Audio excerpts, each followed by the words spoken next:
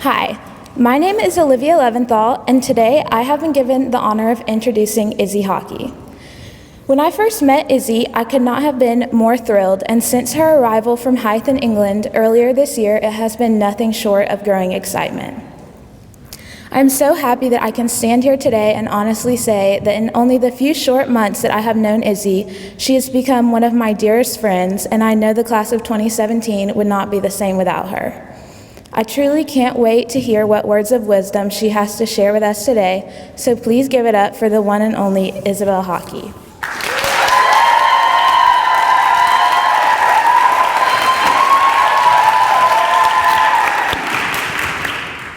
Imagine living on your own at 18 years old.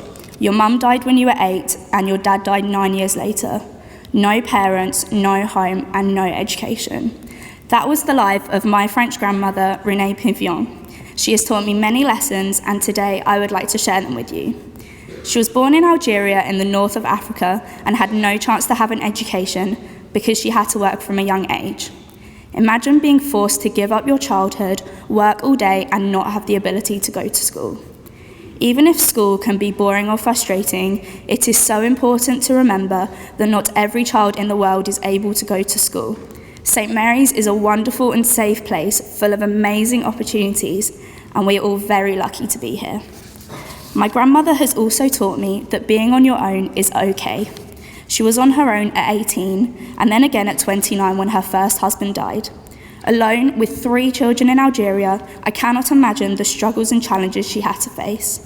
When I remember the time over 4,000 miles away from home, on my own, I think of my grandmother and how she had to stay positive and strong so I can be too. After my grandmother was widowed, Algeria was in an independence war, and she ended up meeting my grandfather, Alphonse, who was a parachutist for the French army. They had to leave the country to move to France in order to be safe. They had 4 children together, the last one being my mum. Their family had to live on a small income and make the most of what they had. Therefore, my mum always taught me to appreciate what I have, especially to enjoy and be grateful for my wonderful experience here at St. Mary's. Unfortunately, my granddad passed away in 1995, and my grandmother was widowed for a second time. Then my auntie, Chantal, passed away in 2004. You would think that through all of the challenges my grandmother has faced, she would be angry at the world. Often in life, things don't go your way, but it is always important to be caring and loving towards others. My grandmother always puts people first. She always helps those in need and is the most generous person I know. On her 87th birthday, just before I came here, I realised how much others love her.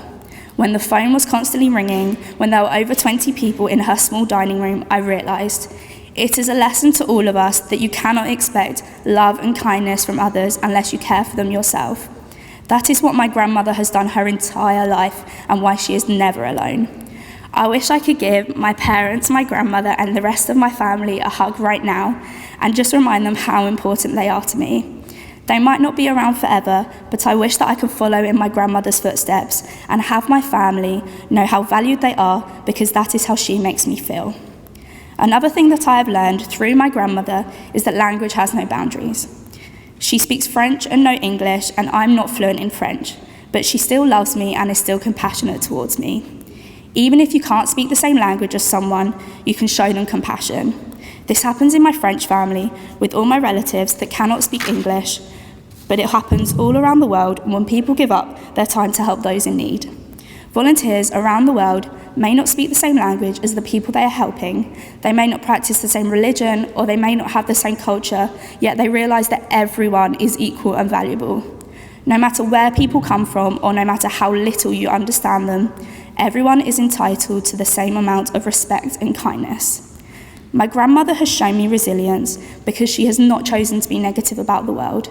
After facing so many challenges throughout her life, she hasn't given up. Therefore, it is so important to remember to not give up. Keep fighting for what you believe in and keep moving forward. Hopefully my grandmother will be watching this online, and even though she hasn't understood any of what I have just said, I want to say, gros bisous mémé, je t'adore. Thank you.